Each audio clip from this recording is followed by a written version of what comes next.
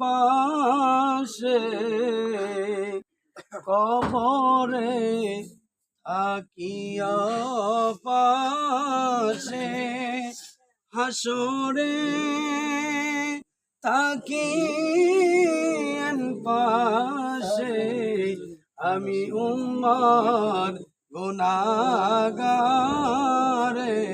ইয়া নবী সালাম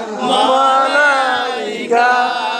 ইয়া রাসূল সালাম আলাইকা ইয়া হাবিব সালাম আলাইকা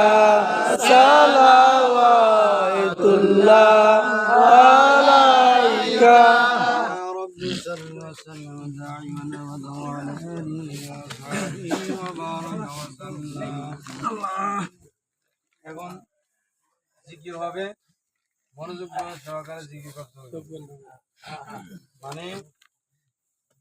আমি আপনার জমিনের উপরে আছি আসমান নিচে কলম থাকবে কোনে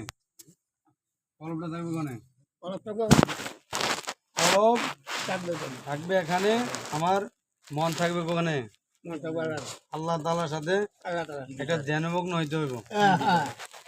ধ্যানমগ্ন হয়ে একটু জিকিরটা করবো আমরা সকলে বলি ইনশাআল্লাহ ইনশাআল্লাহ আর বাগিনার আগে একটা কথা কই আমি একটু শেয়ার করি